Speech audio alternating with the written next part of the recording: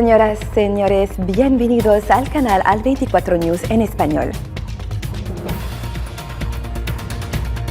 En la actualidad, este viernes 21 de octubre, Argelia condena firmemente el uso de la fuerza letal contra manifestantes en Chad, saldada por la muerte de decenas de personas.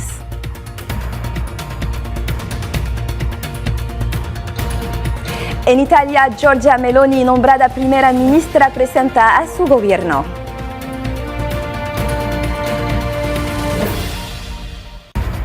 Y en Burkina Faso, Ibrahim Traoré investido presidente de la transición.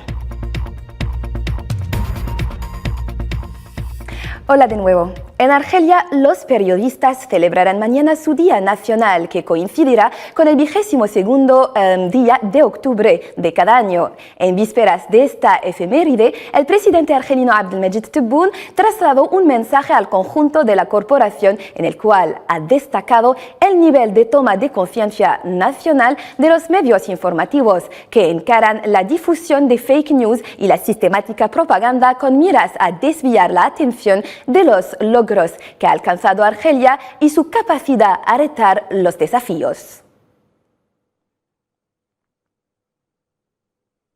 Una calma parcial ha vuelto hoy a las calles de la capital chadiana N'Djamena tras una jornada de violencia sin precedentes ayer que dejó unos 50 muertos durante manifestaciones contra el poder en todo el país y tras la suspensión de las actividades de las principales estructuras de la oposición. Ante estos acontecimientos, Argelia ha condenado firmemente el uso de la fuerza letal contra los manifestantes, llamando a las partes chadianas a la moderación y la preservación de la vida humana y a hacer prevalecer el diálogo para promover una resolución política a la actual crisis. Y en lo referente a la situación en los territorios palestinos ocupados, los habitantes de Cisjordania ocupada continúan padeciendo la odiosa campaña israelí que estas últimas horas ha sacrificado la vida de un joven palestino. Se trata de una nueva víctima que pierde la vida en Cisjordania ocupada, ciudad que se encontraba ayer en huelga general tras el asesinato de otro joven palestino. A esta violenta campaña israelí contra Cisjordania ocupada reaccionó una representante de la ONU para Derechos Humanos que calificó la obstinación israelí como una persecución y asimiló el tratamiento israelí al régimen de segregación racial del apartheid.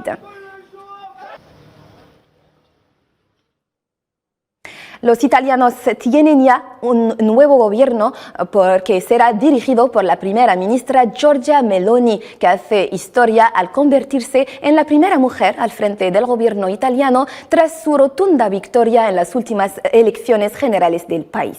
Vean el comentario de Miriam Labri.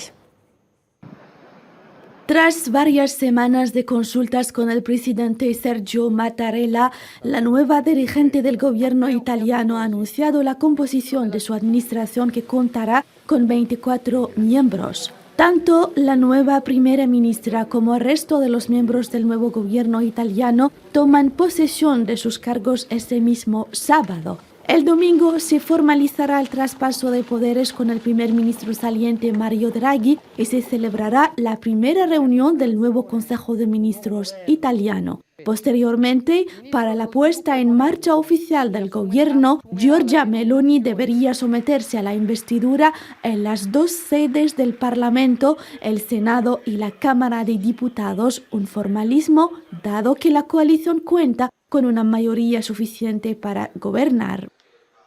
El nuevo gobierno italiano con Giorgia Meloni a su frente tendrá varios retos dada la actual situación política en Italia y el primero de ellos es la capacidad de dotar al país de una coalición de gobierno duradera. De media, en Italia hay un nuevo gobierno cada 13 meses y desde que se instauró la República en 1946, Italia ha tenido 31 primeros ministros que han formado hasta 67 gobiernos distintos.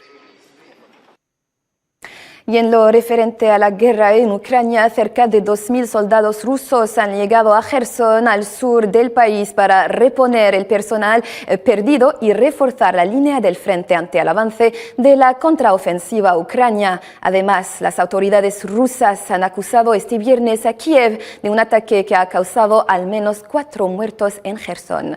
Por otra parte, a primera hora de esta mañana ha habido explosiones en ciudades como Kharkov y Zaporizhia contra infraestructuras y edificios residenciales, según fuentes ucranianas. Y reunidos en Bruselas, los líderes de los 27 países que forman la Unión Europea no lograron ponerse de acuerdo para topar los precios del gas. Sin embargo, prometieron medidas para permitir un acceso más o menos asequible a la energía para los ciudadanos europeos. Detalles con Abdelali Belkhtar. Ningún avance ha sido registrado durante la cumbre ayer de los líderes europeos en Bruselas para intentar limitar los precios del gas en medio de la crisis energética que sacude el continente europeo debido en gran parte al conflicto con Rusia, hasta ahora principal proveedor en energía para los 27. Después de la reunión, el presidente del Consejo Europeo, Charles Michel, dijo que existe una determinación de actuar juntos para lograr un control del mercado energético.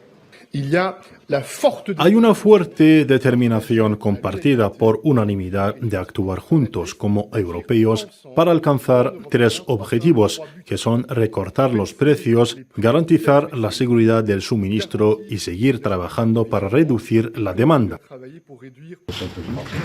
Por otro lado, los presidentes de Francia, España y Portugal se reunieron para analizar la situación del proyecto MidCat, que finalmente los 3 dirigentes optaron por abandonarlo y sustituirlo por un corredor energético verde que une la península ibérica al mercado europeo. Para lograr el objetivo final, además, será necesario terminar también las interconexiones de gas preparadas para el futuro entre Portugal y España, concretamente conectando Celi-Oruco, de Beira y Zamora, así como construir un gasoducto marítimo que conecte Barcelona con Marsella. En Gran Bretaña, la dimisión de Liz Truss tras 6 semanas de un desastroso mandato dio inicio a una nueva contienda para el nombramiento del próximo líder del Partido Conservador. Se espera que el viernes 28 de octubre se anuncie un nuevo líder que, como jefe del mayor partido de la Cámara de los Comunes, se convertirá en primer ministro del Reino Unido. Lo anunciábamos en nuestros titulares. En Burkina Faso, el capitán Ibrahim Traoré ha sido investido hoy presidente de transición por el Consejo Constitucional. Según la Carta de la Transición adoptada la semana pasada, la transición debe vencer en julio de 2024 con la celebración de una elección presidencial en la que el capitán Traoré no podrá participar. En lo referente ahora a Libia, el jefe de misión de la ONU para Libia, Abdoulaye Batili, se encuentra actualmente en plenas conversaciones con las distintas partes libias para encontrar un consenso acerca del futuro político del país. A tal fin, el jefe de la misión onusiana se reunió ayer con el jefe del Estado Mayor del Ejército Libio, general Mohamed Al-Haddad, con el propósito de garantizar el apoyo de las Fuerzas Armadas libias al proceso político libio. El Consejo de Paz y de Seguridad de la Unión Africana se ha reunido hoy para debatir del conflicto en la región de Tigray, en el momento en que las negociaciones de paz son esperadas para el próximo lunes entre los rebeldes de dicha región y el gobierno etíope. Cabe recordar que un conflicto armado opone desde noviembre del 2020 en el norte de Etiopía el gobierno federal del primer ministro Abiy Ahmed a los rebeldes de Tigray.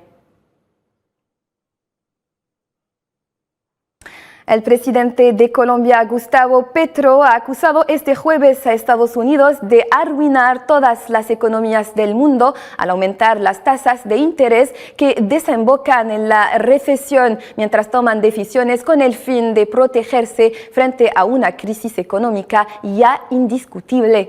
Belkacem Feidaishawi nos amplía más.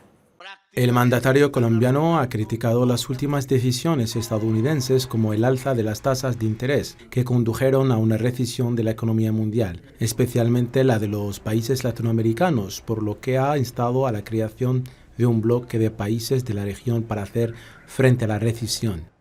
Gustavo Petro ha declarado también que los rusos, los ucranianos, los europeos desencadenaron una guerra en su propio continente, una guerra por el gas, por la energía, aludiendo que América Latina está siendo saqueada. Viene una crisis económica, indudable. Los Estados Unidos prácticamente están arruinando todas las economías del mundo. Y en Estados Unidos se toman decisiones para protegerse ellos solos, a veces sin pensar en lo que va a ocurrir a través de sus medidas. Se está vaciando la economía de las naciones latinoamericanas. Han desatado los rusos, los ucranianos, los europeos, en primer lugar, una guerra en su propio continente, que es una guerra por el gas. Por otra parte, Petro ha aludido a Washington en materia migratoria, afirmando que para ello ha preparado armas, ha construido cárceles y muros especialmente para evitar a los inmigrantes que pasen sus fronteras, recalcando que Estados Unidos ha de comprender que para poner fin a esta crisis migratoria debe apoyar a las economías latinoamericanas en vez de ir arruinándoselas, señalando al final la necesidad de colaborar para el logro de prosperidad y el desarrollo de las naciones latinoamericanas. Han abierto en varios estados del país del tío Sam los votos anticipados del midterm para elegir sus cámaras, Senado, gobernadores y secretarios de Estado, oponiendo de nuevo a los candidatos de la elección presidencial del 2020.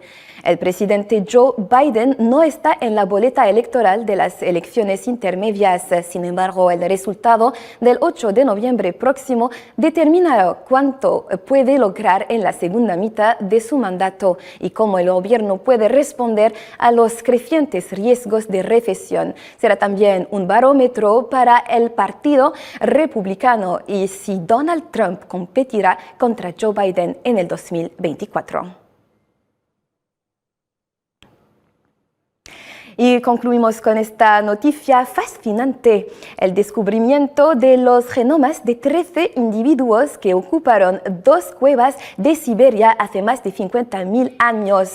Arrojan luz sobre cómo era la organización social de estos homínidos. Investigadores del Instituto Max Planck de Antropología Evolutiva en Leipzig, Alemania, han secuenciado el ADN de los huesos de 13 varones, mujeres y niños neandertales de hace entre 51.000 y 59.000 años, hallados en 2 cuevas de las montañas de Altai en Siberia, Rusia.